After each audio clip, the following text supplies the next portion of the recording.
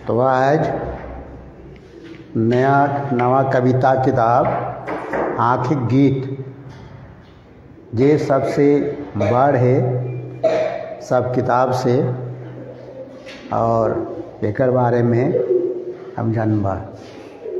तो श्रीनिवास पानुरी जी एकर कवि लगत और कवि परिचय के रूप में इनकर जन्म 25 दिसंबर 1920 और निधन 7 अक्टूबर 1986।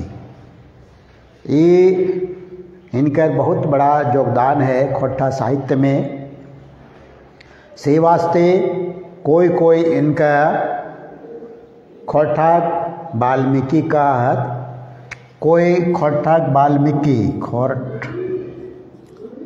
खोट्ठाक वाल्मीकि तो कोई आदि कवि खोट्ठाक आदि कवि वो एक किताब में देख रहे कि आदि कवि हैं। कोई भीष्म पितामह,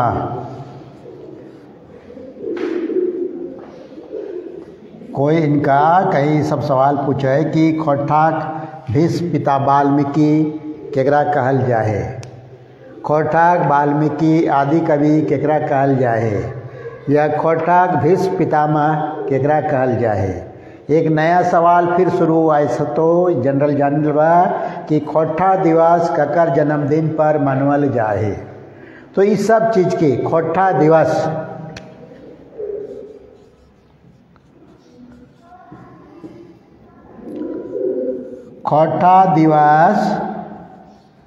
यानी 25 सितंबर केकर जन्मदिन पर मनावल जाए तो पानुरी जी पर।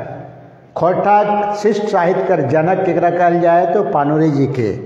खोट्ठा शिष्ट साहित्य कर जनक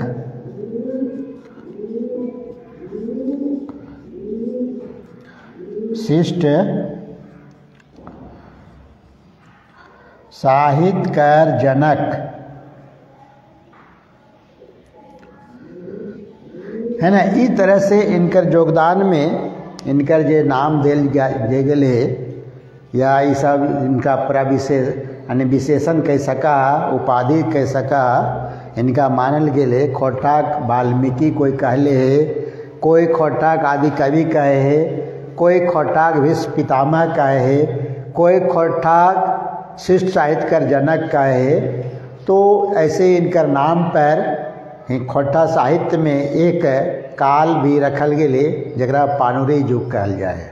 तो इस तरह से इनकर खोट्ठा साहित्य में बहुत बड़ा योगदान है।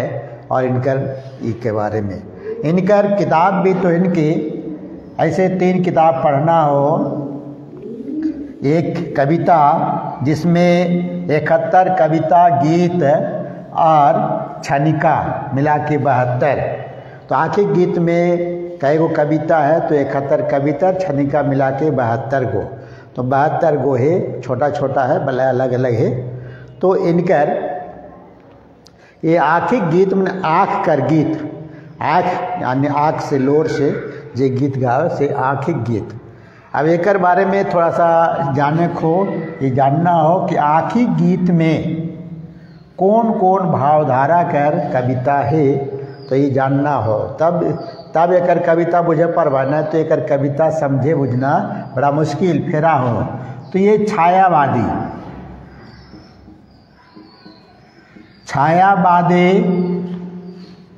और जन्मवादी और यथार्थवादी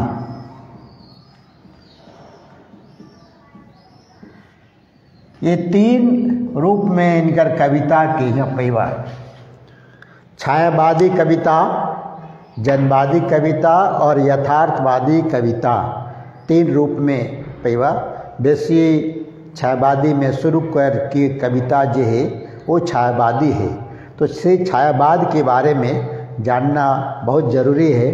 जब तक छायावाद के विशेषता या प्रवृत्ति ना जन्मा तब तक तो इन कविता के समझे ना परवाद। तो छायावाद कर जो सबसे बड़ी विशेषता या प्रवृत्ति है ओकर में गुण है वो है व्यक्ति प्रधान। पहला है व्यक्ति प्रधान, दूसरा में तो यानी छाया के रूप में या जो मूल है प्रकृति चित्रण, प्रकृति चित्रण। तीसरा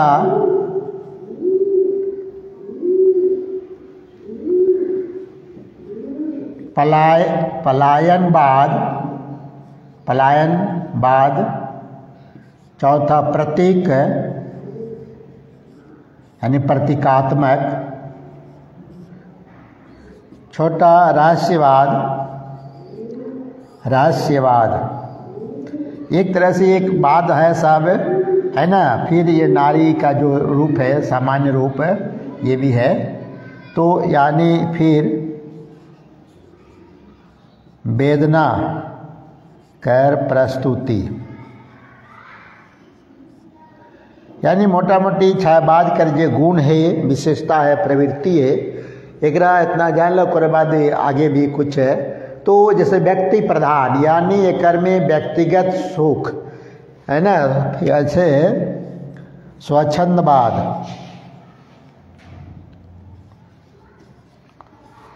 तो ये हिंदी साहित्य के मुताबिक ये सब प्रवृत्ति बतवल गेले। एक छायावाद जो है खास करके हिंदी साहित्य में 1920 से 1936 तक के कार्यकाल में छायावाद के उपाधि दिल गेल है।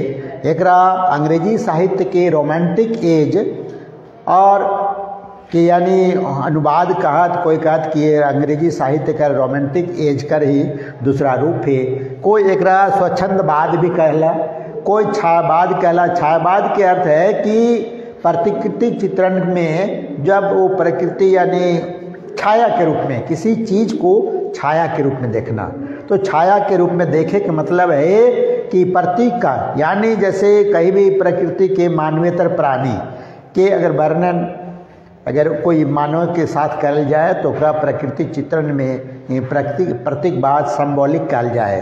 जैसे एकर में बहुत सा भाव है कि कली या अली कली जो है, अली कली खास करके जैसे है, ये बिहारी लाल के दुआ है कि नहीं पराग नहीं मधुर मधु नहीं विकास है काल, और अली कली ही सो बंधियो आगे कौन हवाल। यानी वो एक अनुक्ति है। उसी तरह से एकरों में अली और कली के बात है। तो एकर में जो व्यक्तिवाद है, जैसे शुरू में व्यक्ति प्रधान यानी प्रेयसी श्रृंगार का चित्रण है, लेकिन वियोग श्रृंगार कोई वेदना की प्रस्तुति, दुख का प्रकट, वेदना की प्रस्तुति रहस्यवादी भाव में आवे। रहस्यवादी कर ये माने समझ लो जैसे दूसरा है प्रकृति चित्रण, प्रकृति के चित्रण करल जेते। ओकरे बाद में ओकरे साथ सिंबॉलिक रूप में, प्रतीकात्मक रूप में अलग अलग रूप आवे है, ओकरा प्रतीकात्मक कहल जाए। ओकर पलायनवाद एक्चुअल पॉइंट है। लो पलायनवाद के मतलब तोरा घूमना, यथार्थ जीवन यानी समाज में जो घटना घट रहे ओकरा छोड़ के जब आदर्श लोक में विचरण करे है, ओकरा पलायनवादी कहल जाए। समय में यथार्थ जीवन में का घटना घट रहे, तो कहे मतलब उस समय 1900 यानी हिंदी साहित्य के इतिहास के बारे में, यानी भारत के साहित्य के इतिहास के बारे में एक देखवा 1920 से लेकर 36 तक के बीच में जे आंदोलन के पीरियड रहे, देश आज़ादी खातिर लड़ रहा लग, ओकर समय में सब प्राकृतिक चित्रण कल शैली एकर में दोषारोपण में कल कि ये यथार्थ लोक में रह कर भी पलायन कर रहा। तो वही तरह से एकर में देखवा इनकर कविता में भी पैबा पलायनवादी भाव अब छोट रहे देश में का है न है, ये सब के चीज में वो प्रतीकात्मक के रूप में देखिए। और इनकर प्रेयसी प्राण प्रिया जो है, प्रेयसी कहती यानी प्रेमिका जो है, ये अज्ञात है। एकर केकर देखे, केकर हाथे, केकर याद में, ये सब है ओकर स्पष्ट न कर ले। अगर एकरे रहस्यवाद में कहल जाए, यानी दूसरा में अगर इन धार्मिक विचार के थोड़ा रहता तो कहता है कि ये कौन अज्ञात है, तो इनकर प्रेमिका जो प्रेयसी है अज्ञात है। तो अज्ञात के मतलब अनजान है। तो यही धार्मिक में जतलो कि परमात्मा, जैसे हिंदी साहित्य में महादेवी वर्मा जे कुछ भी लिखले ओकरा कह दिला कि नहीं अपने यथार्थ जीवन में अपने प्रियतम यानी पति से मिले के वास्ते लिखे, तो ओकरा कह दिला नहीं हम अलौकिक लौकिक प्रेम के अलौकिक प्रेम में बदलना ही छायावाद कवि एक गुण है, अगर महादेवी वर्मा कर प्रतिनिधित्व करा है। तो ये सब चीज़ एक में हो तो छायावादी भाव इनकर कविता में मिलतो सो ओकर में देखबे। फिर एक थोड़ा सा भी संक्षेप में कर दियो, ओकर बाद फिर कभी जनवादी जब विचारते तो जनवादी कहते ओकरा जब एकर में यथार्थ के चित्रण रहते सही समाज, लेकिन एकर में शोषण के विरोध में आवाज़ उठे तो उच्च नीच, जैसे आमिन के शिवनाथ प्रामाणिक जो है वो जनवादी कवि हैं, उनका कहले जाए जन प्रश्न भी आवा है पूछा है कि जनवादी रूपे कवि रूपे कौन है, तो शिवनाथ प्रामाणिक। या एक झा कर भी कविता है तो जनवादी के भाव में ओकर में कुछ दूसरा तीसरा भी मिल जाए है ना, तो उनकर में भी जनवादी है नहीं, वो जनवाद में नास्तिकता है, तो आस्तिकता नहीं नास्तिकता यानी ईश्वर के प्रति आस्था के नहीं, ईश्वर को सब ना मत विज्ञान के मत। तो ये कवि जो है अलग अलग भावधारा में, जैसे 4 कवि के बारे में हम तो पढ़ेंगे और अलग अलग, तो सबके अलग अलग क्राइटेरिया अलग अलग गुण है, अलग अलग विशेषता है कि तो अब जनवादी में जहाँ है तो शोषण के विरोध में बाहरी भीतरी के बाद हम और ऊ है ना, या नाच बांदर नाच रही और कविता पढ़वाओ, जनवादी विचार यानी शोषण शोषित और शोषक की जहाँ चर्चा है तो वो जनवादी विचार।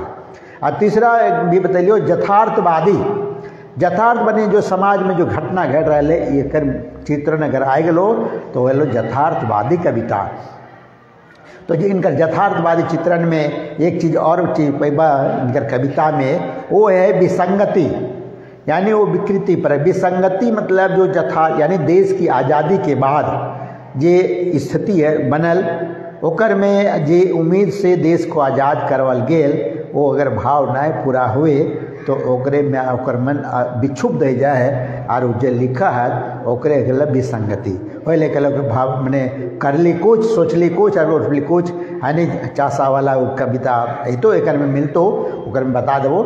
तो इस तरह से इनकर कविता में अलग अलग भाव अलग अलग है। तो छायावादी कविता इस कविता में इस आखिक गीत में सबसे ज़्यादा मिलतो, और छायावादी में वही चीज़ हो व्यक्ति प्रधानता, प्रकृति चित्रण, पलायनवाद है ना, रहस्यवाद, वेदना के अति प्रस्तुति, ये सब गुण है। तो अब हम एक उदाहरण के रूप में पहली कविता दिखा रहे हो तो इन्हीं के। और अच्छा एक चीज़ एक में और चीज़ जानना हो, सबसे बड़ी चीज़ छोटा छोटा किताब के संदर्भ में, ये आखिर गीत किताब हो, ये किताब अभी नया प्रकाशन है पृथ्वी प्रकाशन से।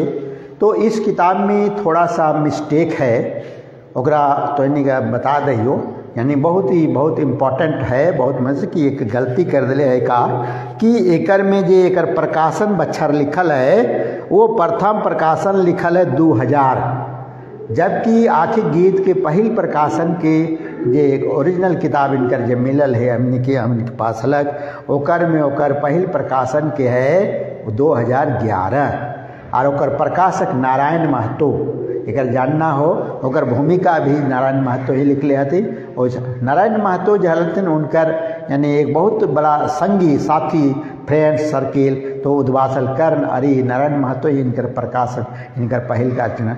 ऐसे ही कहते कि साहित्य जगत में ये आयल तो 1946 से बाद में, लेकिन प्रकाशन जगत में कहते कि स्वर्ण किरण आदि किताब जो है यानी बाल किरण ये 1954 में। कोई इनका कहीं से चर्चा करा थी ककरो किताब में मिले होते, कोई पूछ भी देते कि तितकी 1951 में पहल प्रकाशित कल।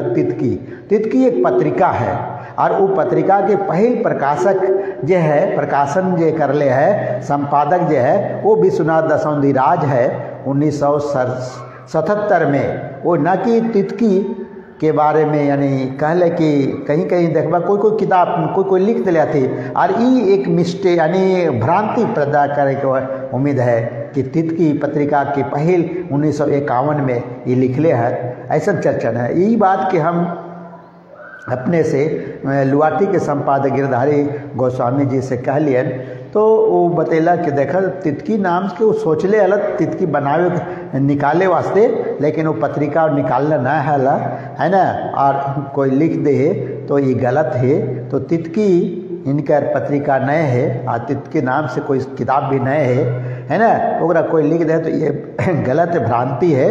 तो इनकर पहले अगर का पत्रिका है तो मातृभाषा ये 1956-57 में निकाले 3-4 पेज यानी कुछ अंक निकल रहे, पता नहीं कई अंक निकल रहे, लेकिन वो चर्चा है कि 4-5 अंक। फिर एक दूसरा पत्रिका ये निकालल 1970 में, जेकर नाम है खोट्टा। यही 2 पत्रिका है। तितकी पत्रिका इनका निकालना है। तितकी पत्रिका अगर निकालत नाम से तो अभी सुना दसौंधीराज है जो 1977 में निकाला फर्स्ट में, वो भी 4-5 अंक निकल के बाद फिर दूसरा 1983 में AK झा जे आर यहाँ पर कोठार से निकल खोटा ढाकी क्षेत्र कमेटी, जेकर प्रबंध संपादक है संपादक रहते यानी BN हदार जी। तो ये तितकी पत्रिका यहाँ भी 4-5 अंक। फिर 97 में निकल लो शांति भारत और दिनेश दिनमणि के नाम पर। और फिर हाल में 16-17 के आसपास में शांति भारत अकेले यानी के संपादन में निकाल रहे थे। वो एक खोट्टा के साहित्यिक पत्रिका के रूप में वो प्रचलित जानल जाए। ऐसे तो लुआठी भी है जो गिरधारी गोस्वामी के जी के है, तो ओकर में जी चर्चा है। तो इस तरह से उनसे हम पूछ लिया तो कहते कि नहीं, तितकी नाम के कोई पत्रिका नहीं निकलल है। तो ये तो इन भ्रांति के नहीं रखिया, तितकी नाम के पानोरी जी के कोई कविता यानी कोई पत्रिका नहीं रहे, उनकर पत्रिका मातृभाषा और खोट्ठा है। तो अब यहाँ देखिए पहला कविता शुरू करियो और एक किताब से यानी देख के, किताब हो तो ना हो तो पढ़ के लाइन बाय लाइन एक में बताल जाए कि बहुत ही कि आज हमार गीते के देशे या देश के मतलब संसार आए तो कि आज हमार गीत के संसार में, गीत के देश में, गीत के क्षेत्र में यानी ये खोट्टा में आज हमारे गीत के संसार में, गीत की दुनिया में, यानी वो पहले गीत गावाल तो कहल जाए कि कविता लिखे पहले यानी गीत के रूप में, स्वर में रूप में गावालत। और मैंने कोई ऐसा बतावा थी जीवनी के तौर पर कि जब कविता लिखे खोट्ठा में काहे शुरू करला, तो इस सब के बारे में कल के DAV स्कूल वहाँ बगल में कहीं पुराना बाजार में जब पान गुमटी दे के पान लगवे लगला तो उस समय यानी वो गीत के तर्ज पर है। तो वो DAV इसको या कोई स्कूल है सामने, वहाँ के छुआ खातिर यानी शनिचर के जो सांस्कृतिक कार्यक्रम हुआ लग वहाँ जा हलत और उनका कविता गीत सुनवे ले कहल थे।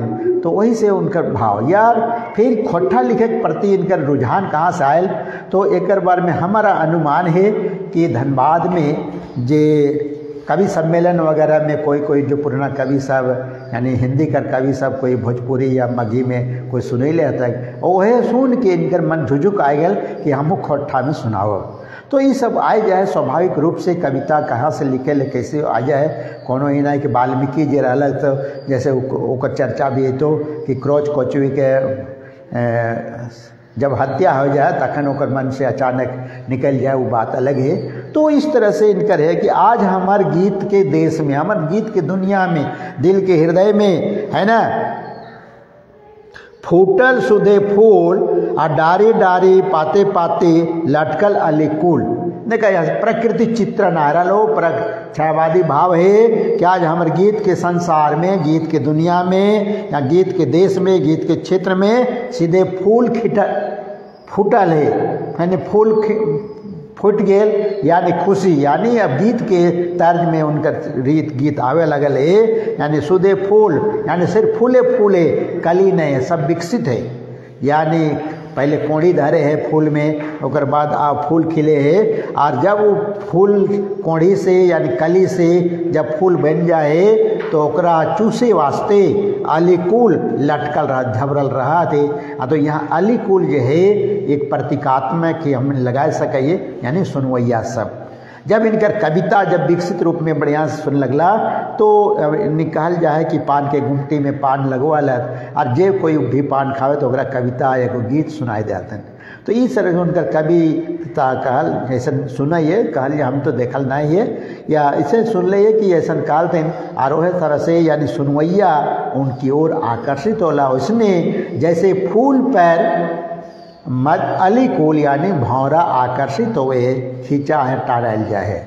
तो यही चीज़ है प्रतीकात्मक। अब आगे ल सघन मंजरल आमे गाछ करे छाहुरदार आ कोकिल कोहू कोहू कह के ऋतुराजे के आह्वान। अब ऋतुराज मतलब बसंत के ऋतुराज कहल जाए तो बसंत ऋतु के चित्रण है। बसंत ऋतु में ही कहा है कि डारी में फूल खिले है, आम के मंजर आवे है, तो आम के मंजर गाछ में, यानी बसंत की ये पहली पहचान है कि आम गाछ में मंजर खिल जे तो, कोयल के कोहतान है तो, नया नया पेड़ में पुराना पत्ता झड़ के नवा पत्ता आए जे तो, फूल खिल जे तो, चारों ओर हरियाली रंगीली, ना तेज हवा ना तेज धूप ना जाड़ा, ये जैसे अभी बस समय है वो ये बसंत के है। और ये सुहावन वातावरण में होकर हृदय से एक पस्फुट निकले, यानी आवाज़ निकले, स्वर निकले गीत के, तो यही बसंत, यही छायावादी है। यही छायावाद के प्रकृति चित्रण के रूप कर रहा तो, और यही प्रकृति चित्रण में वो आगे लिखो थे, ई पारे अशोक गाछ ओ पारे बकुल, है ना। यहाँ पर अशोक गाछ तो सब जानते, बकुल के अर्थ हम बकुल ले ले, नहीं पहले समझले कि बबुल गाछ, तो बकुल में हमने व्हाट्सएप में ही कही सब चर्चा करला, वही गोस्वामी गिरधारी गोस्वामी जी और महेंद्र नाथ गोस्वामी जी कहला, नहीं बकुल एक पेड़ है जे ओकर यानी शाम के खिले, रात के आज सुबह में झड़ जाए, ओकर में सुगंध रहे, तो यानी गाछ के तुलना गाछ से होते, बगुला से नए होते, तो बकुल माने बगुला। एक जब एक अर्थ के जब दो शब्द लगे तो प्रसंगानुसार प्रसंग के लेतार में ओकर अर्थ बदल जाए शब्दार्थ के, तो यही है कि एक इस पार में बकुल अशोक गाछ है, तो अशोक गाछ के भी फूल खिलल है, ओकर में सुगंध है, और वो पार में बकुल के पेड़ है, यानी वो गाछ है, तो दोनों गाछ, और बीच में यानी ई पार और उ पार मतलब कोई नदी होते, तो नदी ई पार में है और उपार दोनों पार में पार है, या चर्चा नदी के नहीं है, लेकिन एक अनुमानित प्रासंगिक रूप से लगवल जाए कि एक पार में नदी होता है और वो पार में यानी नदी होता है, नदी के इस पार अशोक गाछ और वो पारे यानी बकुल है दोनों के, और बकुल है ना लेके फूले गंध हवा दूर छूटे दूर देसे, प्राण प्रिया बैसल जा शुष्क म्लान भेसे। अब यहाँ क्या है, हवा यानी दक्षिण दिशा से, बसंत ऋतु में दक्षिण दिशा से हवा चले है, काहे चले है, एक भौगोलिक कारण है। भौगोलिक कारण का है कि सूर्य उत्तरायण हो गया, और विश्वत रेखा यानी मार्च के बाद विश्वत रेखा सूर्य पार कर जेता है, हम इनके जैसे भूगोल कहे ही नहीं हो, तो सूर्य नहीं चले है, स्थिर है, फिर भी भौगोलिक दृष्टिया पढ़ाल जाए कि सूर्य कर्क रेखा में नहीं की ओर आ रहा है, यानी विश्वत रेखा पार करे, नहीं यानी उत्तरायण हेल के चलते यहाँ जे है दक्षिण दिशा से, यानी जने ताप बढ़लो मुंदे हवा खिंचा ये तो दक्षिण दिशा से हवा चले। और चूँकि भारत में हमें इस क्षेत्र में उत्तर क्षेत्र में ही और दक्षिण दिशा से मलयानिल के हवा यानी नीलगिरी के पहाड़ के हवा दक्षिणी पवन कहते मलयानिल निकल जाए, और ओकर में चंदन के गंध आवे, फूल के गंध आवे, ऊ लय के छूटल है। तो ये जो कवि यहाँ पर एक रूप में व्याख्या करे, यानी एक छायावादी रूप में कि मेघदूत में, जैसे कालिदास जी मेघदूत इन भी लिख ले हैं तो उनका अनुवाद कर ले हैं कि मेघ के माध्यम से वो अपन संदेश भेजे है, कौन, तो प्रेमी यानी प्रेमिका पास, अपने दुल्हन के पास। वही तरह से कभी भी अपने प्रेमिका पास, यानी ये जो प्राण प्रिया मैंने कौन, प्रेयसी यानी प्रेमिका, वो उनके पास भेजे कि लेके फूले गंध हवा छूटे दूर देश की ओर ले जा रहा है, अपन संदेशा वही हवा के रूप में, गंध के रूप में, सुगंध के रूप में, और जहाँ प्राण प्रिया उदास मन में बैठल है, बैसल जहाँ शुष्क मलान भेष, यानी शुष्क है, उदास है, सूखा है, मलान मन मलिन है, उदास है, भेष में बैठल है, ओकरा संदेश, यानी कौन चीज के उदास है, तो वो विरह की जोड़, यही वेदना की चीज, यानी विरह की रूप, वियोग श्रृंगार के रूप, यादगार अप्रेयसी यानी अज्ञात प्रेमिका है। तो अज्ञात प्रेमिका की ओर वह लेके जा रहा है, तो वही कहे कि शुष्क देश से यानी लेके जाए, छूटे जहाँ प्राण प्रिया बैसल जहाँ शुष्क मलान भेष से, आँखी मधुर दर्शन प्यास लोरे डूबल कूल आज हमर गीतक देशे फूटे सुधे फूल। यानी यहाँ पर यह अंतिम में ही कहो कि आज आँखी मधुर दर्शन, आँख से ओकर दर्शन करे खोजो है। यानी प्रेमी भी है या प्रेमिका है, दोनों जो है यानी आँख के दर्शन करे खोजो। लेकिन ये चूँकि वो मिले ना है, वो जी मिले ना है, लेकिन वो दर्शन खातिर देखे खातिर लालाए थे, है ना, कि दूर देश से कब आवे। तो है कि तोर है ना लोरे डूबल को जब ना मिले तो वियोग में का आँख दियो डूब गेल। आँख लोरे डूबल कुल मतलब दियो आँख के किनारा, यानी आँख जैसे लोरे डूब गेल श्रृंगारिकता में, यानी वो कांदे लगल है, वेद नाम से अनुभव करे। तो आज हमारे गीते के देश में छूटे फूल फूल, यानी छूटल फूटल सुधे फूल। यानी इस तरह से इनकर गीत में यानी छायावादी, एक तो बसंत ऋतु का चित्रण है, प्रकृति चित्रण है, प्रकृति चित्रण के माध्यम से ही एक श्रृंगारिकता के रूप या अपन वियोगनी प्रेयसी की ओर ले जा रहे। और एक रूप इनका सीधा सीधा मिल जाए तो दूसरा में है ना, देखिए दूसरा पद में तो ये बात है जो तो ये है प्रयति के बारे में। तो एक छोड़ के अब दूसर कविता हम सुना दियो, यानी पढ़ा दियो, बता दियो दो ही चीज़। एक यह छायावादी रूप पूर्ण रूपे प्रकृति चित्रण है, प्रतीकात्मक है, अज्ञात प्रेयसी की ओर वेदना भेज रहे, दर्शन के लिए प्यासी है, वियोग श्रृंगार के रूप है। तो ये छायावादी रूप में यह कविता पूर्ण रूप में छोटा छोटा सवाल एकर में पूछल जा सके, है ना, इसे बनवल जाए अलग अलग। तो हम सवाल यहाँ न सवाल के जो उत्तर हो बनतो या जो सवाल हो वो हमारे किताब में ओकरा देख के सॉल्व करिए। अब अंतिम आगे थोड़ा एक ठो कविता दो को कविता पढ़ो मात्र ये नाच बांदर नाच। एक में देखिए ये जनवादी भाव की कविता हो, नाच बांदर नाच रे। ये बहुत ही महत्वपूर्ण, बहुत कोई कहती एक गीत के बीच में से जेल वाला चाहे जेपीसी वाला एक पर पैरोडी भी बना दिला। तो ये है कि बहुत छोटी सी कविता और ये हो जनवादी भाव के, यह बांदर और बांदर खेलवा मदारी के बीच में शोषक और शोषित के रूप में एक देखल गए है। बस यही जनवा एकर में यही जनवादी जनवाद में जनवादी कविता में शोषक और शोषित के चर्चा रहतो, अमीर गरीब के चर्चा रहतो, कैसे वो ओकर कमाए वो खाए, है ना। तो एकरे तुलना कर चली कविता एक छायावादी पढ़े बतलियो और दूसरा आप जनवादी विचारधारा विचारधारा कविता बतलियो कि नाच बांदर नाच रे। एक बंदर खेलवा जो है ना, बंदर खेलवा ने बंदारी नाच खेलाए रहे। तो का कहे कि नाच बांदर नाच रे मोर चाहे बाँच रे, कि मारे चाहे बाँच, बचबे चाहे बाँच बने बचबे चाहे मोरबे, तोरा नाचे खाओ, तोरा कमाना हो खैना ओकरे से आप खैबो।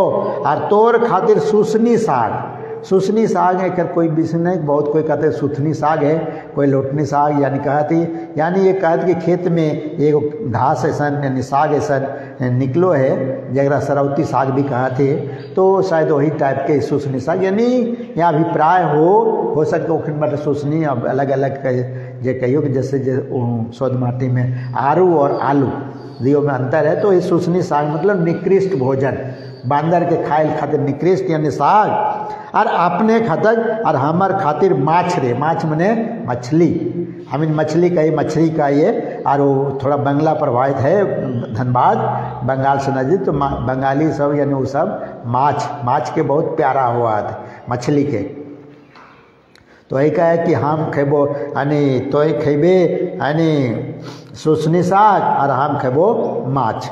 आप कहे कि नाच बांधन नाच रे मोर चाहे माच रे, रिपीटेशन हो कि हमार खातिर सोना चांदी, यानी तो जे कमेबे वो सारा संपत्ति सोना चांदी या संपत्ति प्रतीक के वो हमार है जात। यानी बांदर नाचत जो भी देखो या सब पैसा देता वो चीज का जीते वो हो जीते मालिक के, यानी ओकर जिम्मेदारी के। और हमार कांच और तोर खातिर कांच रे, तोरा कुछ नहीं मिलतो, हमरा सोना चांदी तोरा कांच, और नाच बांदर नाच रे मोर चाहे बाँच रे। अंतिम एक हमार खातिर दालान घर। अब यही पर आ गलो पूंजीवादी, यानी वो अपन के पूंजीवादी पूंजीपति धनी वर्ग, यानी यहाँ मजदूर ऐसे दलान घर बड़का बड़का बनवे है लेकिन वो रहे गाछ तर।